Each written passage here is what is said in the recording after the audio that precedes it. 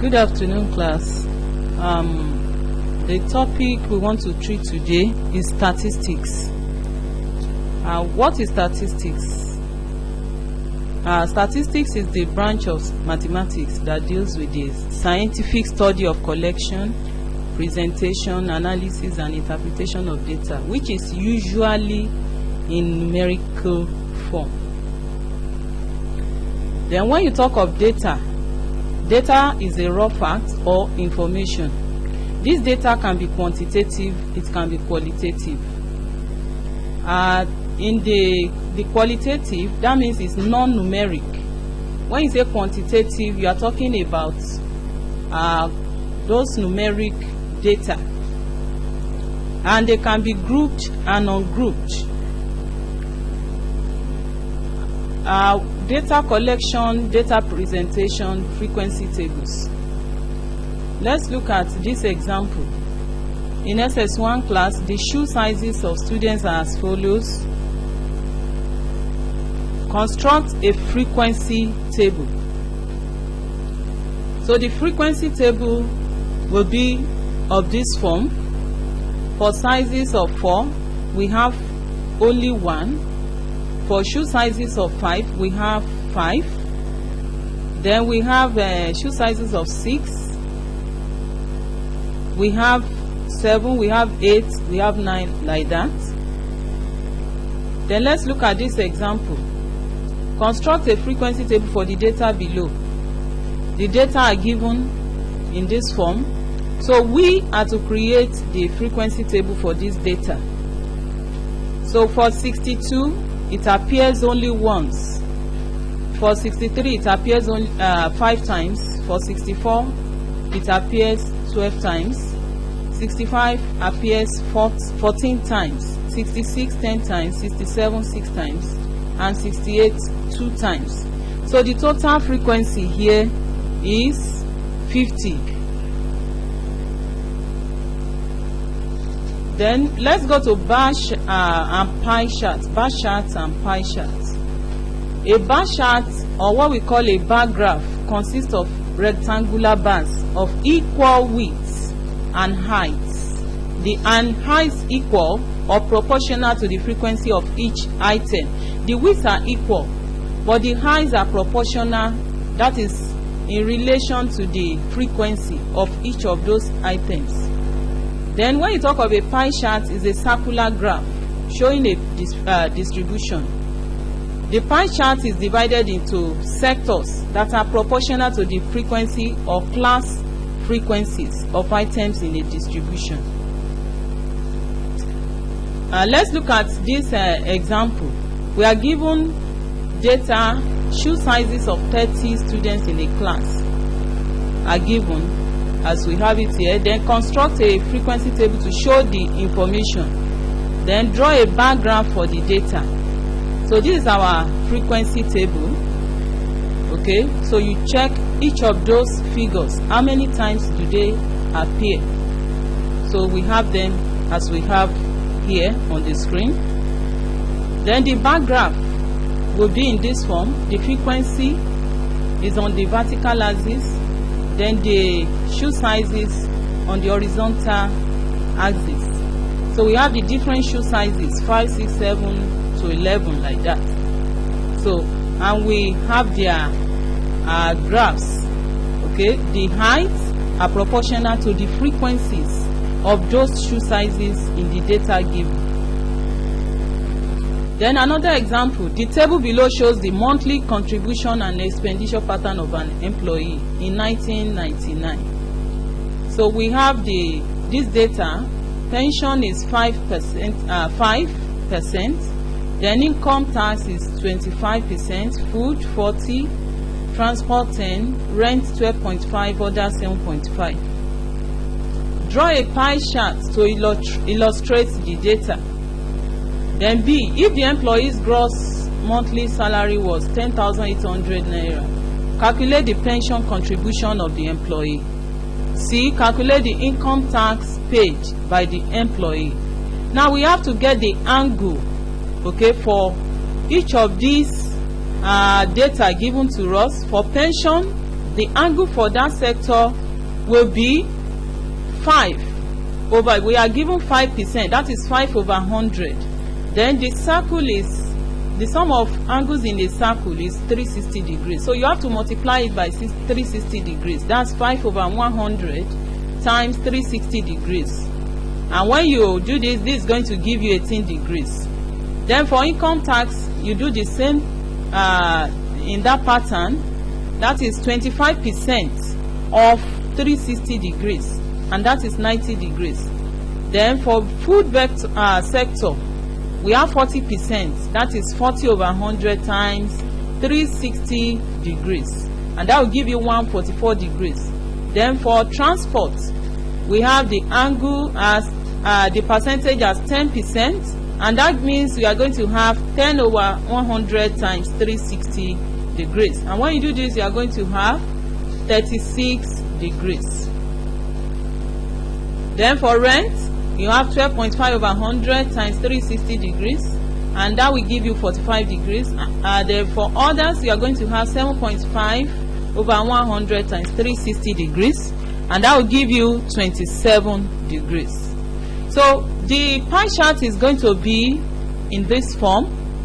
Okay, so you use your protractor, you place it, okay, according to those angles, okay, you have there. So we start for pension, we have 18 degrees. For income tax, that's 90 degrees. This is it here. Then transport is 36 degrees. We have food, which is 144 degrees, and we have rent and others, okay, 45 degrees and 27 degrees respectively.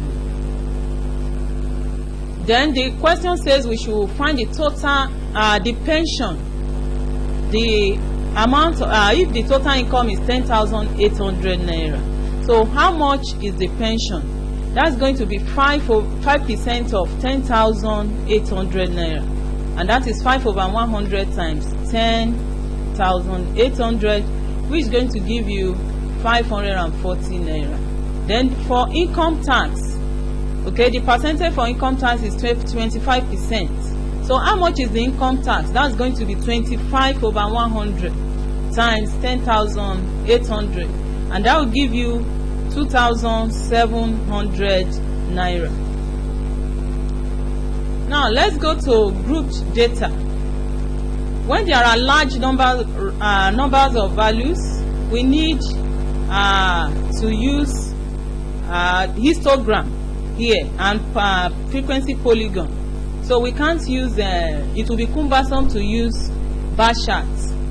So when there are a large number of values, it is impractical to draw a bar or a pie chart for each value. In order to group a large amount of numerical data, we need the following to be considered. 1. The class interval. 2. The class limits. 3. The class boundary. 4. Class mark, or what we call the mid value. Then we have the fifth one, the class width or the class size. A large data can be given as a frequency distribution in which the values are grouped into class intervals. The end numbers of each class intervals are called the class limits. In the class interval 0 to 9, the class limits are 0 and 9. Where 0 is the lower class limit and this 9 is the upper class limit. Then what we mean by the class boundaries, these are the lower and the upper end points of a class interval. In theory, the class interval 0 to 9 includes values from minus 0.5 to 9.5, which are the end points, and they are called class boundaries. Okay, you minus 0.5 from the lower limit, then you also you plus 0.5 to the upper limit. So when you minus 0.5 from the lower limit, if it is 0 before, it will become minus 0.5, and for the upper limit, which is 9, if you add 0.5, that's going to give you 9.5. So the class boundary is going to be minus 0.5 to 9.5. The class width of a class interval is the difference between the class boundaries For example, in the class interval 0 to 9, the class width is 9.5 minus open bracket minus 0.5, and that is 10.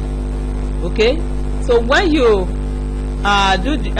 for the upper limit also, likewise in the class interval 10 to 19, it means the class width there, okay, 19.5. when you minus 9.5 from that, that's going to be 10. Okay, your 19.5 is the upper, that's the upper boundary, then the 9.5 is the lower class boundary. So when you take the difference, it's going to be 10. Then class mid value, this is the midpoint of the class interval. It is half of the sum of the lower and upper class limits of a given class interval. So if you are asked to take the mid value, class mid value, so just add the lower limit plus the upper limit, then divided by 2. So in this case, we are going to have 10 plus 19 over 2, and that will give you 14.5. Now let's go to histogram and frequency polygons. A histogram is a series of rectangular blocks representing the frequency of a distribution. The horizontal width of each rectangle is given by the class width. The height is such that the area of the rectangle is proportional to the frequency in that class interval. The blocks in a histogram are joined together, and the height of each block is proportional to the frequency it represents. So the difference between histogram and bar charts, as we said here, histogram, the rectangular blocks, they are joined together, unlike in bar that they are standing separately. So they are joined together here, and the height, okay, will depend on the frequency that is given. In a histogram, the modal class corresponds to the rectangle with the greatest area. A frequency polygon is another graphical representation of group data. The frequencies are plotted at the midpoints of each class interval. The points are joined by straight lines. The two end points are usually joined to the midpoints of the adjacent intervals on the horizontal axis. Here, the modal class corresponds to the highest point on the graph. Now, let's have some examples. The following data gives the length in centimeters of 30 iron rods. The data is given as we have it on the screen here. Use class intervals 45 to 49, 50 to 54, 55 to 59, and so on to construct a frequency table for the data. B. Draw the histogram to show the distribution. Now this is, we can collect all those data and separate them into these class intervals. For data between 45 and 49, we have only one. Okay? And if we have class interval 45 to 49, it means the lower limit is what? 45, and the upper limit is what? 49. So for our class boundary, we are going to have 45 minus 0.5, that will be 44.5.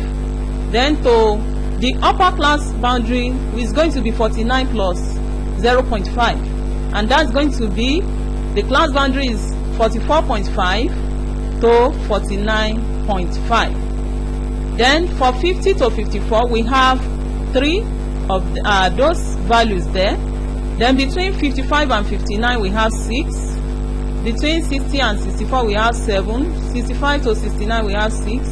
70 to 74, we have 4. 75 to 79, we have 2. And 80 to 84, we have 1.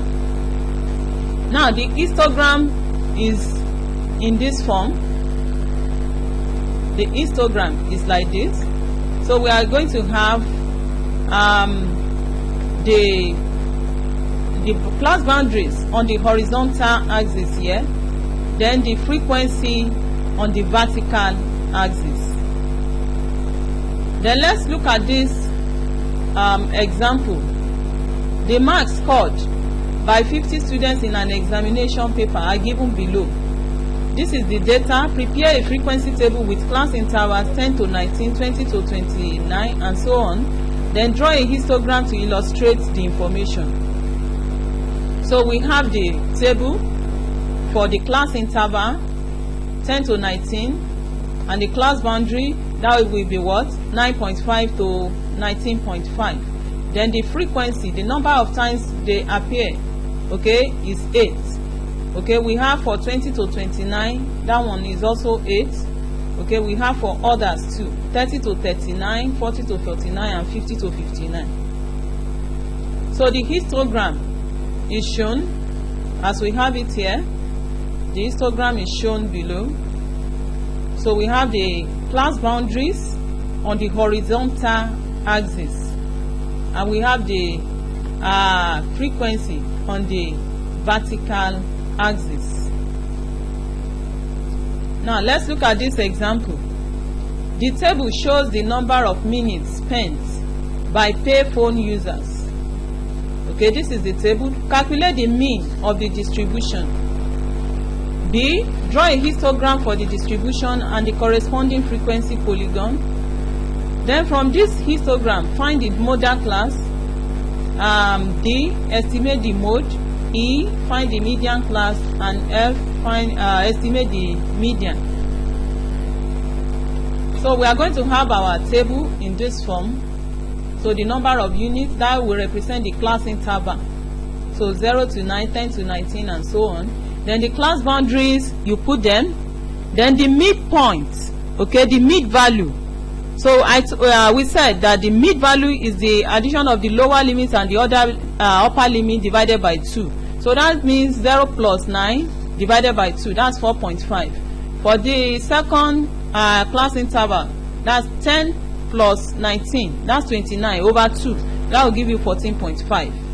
So we are going to have the table in this form. Then if we are to find the mean of the distribution, the mean is the summation fx over summation x, f. So the frequencies, we are going to find the summation, which is 80. Yeah. Then we find the product of fx. So we multiply the midpoint will represent our x now. So that is the multiplication of both of them. Okay, we have them on this column. So then the mean of the distribution is going to be summation fx over summation f. So when you do this, you are going to have 2220 over 80, and that will give you 27.75. Then the histogram, okay, is plotted, okay, like this. Then we are also asked to plot the frequency table, the corresponding frequency table. So we take the mid values, okay, for each rectangular block. So you can see, okay, for the class boundary, minus 0.5 to 9.5. So you are going to have this mid value here. So at the middle, then the same thing with 9.5 to 19.5. So we are going to have the mid value here. So and so on.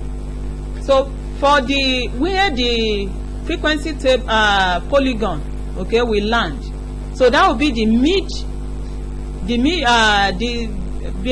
middle of 0, and the next value, that means the middle of this 0 and this line here. Then we have for this side, we are going to have the middle of this block, okay, so it's going to land here. Then we are asked to find the mode of the distribution. So we are going to find the mode. You take this rectangular block here, okay, you draw a diagonal. You draw a diagonal, so it will land on this rectangular block, the adjacent rectangular blocks. It will land on them. Then you find the perpendicular distance between their intersection.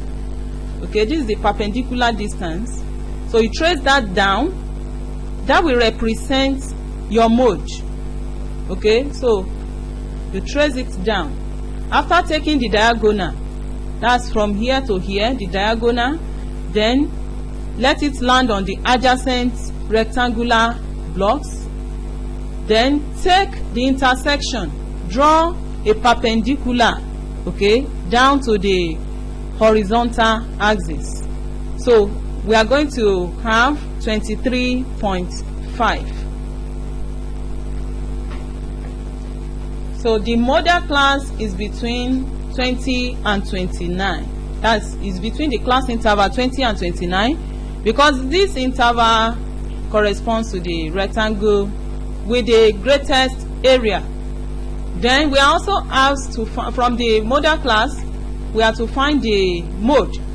So that was what I explained earlier. Okay, drawing the diagonals. Okay, I'm finding the perpendicular distance between the intersection and the horizontal axis. So that will give you 23.5. So then E, from the graph, the class interval that contains the median class. So we have 80. The summation of F, that's the frequency, the summation is 80. So half of summation F is what? 80 over 2, which is 40. Okay, so the median class is going to be between class interval 20 and 29. Okay, so and when you take the mid value of that, what is that? That's 24.5. Now let's take this example. The table shows the marks obtained by 40 pupils in the mathematics test. So we have the class interval and we have the frequencies. So draw the frequency polygon for the data.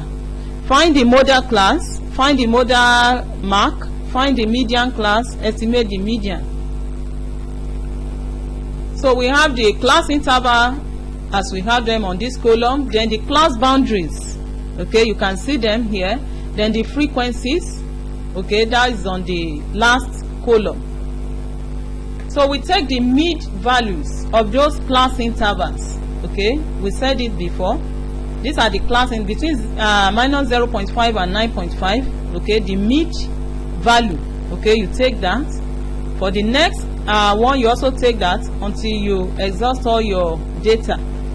Okay, so then you join this from here. You join it to the middle of this rectangle here. You join it. The same thing on this side. You join it to the middle of this rectangle. So you join all this together. This is your frequency polygon. So the model class is between 30 and 39. Then the mode is 34.5 from the graph. Then from the graph, the class interval that contains the summation F over 2. You know, we said the summation of the frequency, that's 40. So divided by 2, okay, that would be the median class. So, and the median class is going to be between 30 and 39. So the median, okay, is going to be 34.5 from this table. So because that's corresponding to the class mid value 20. Now, so far we have treated what we need to look at for this SS1 statistics for this level. So this is the test practice. You have to practice all these questions. If you have any problem, okay, we can discuss that on the WhatsApp group. So make sure you solve all these questions. So thank you. Happy listening. Stay safe and stay healthy.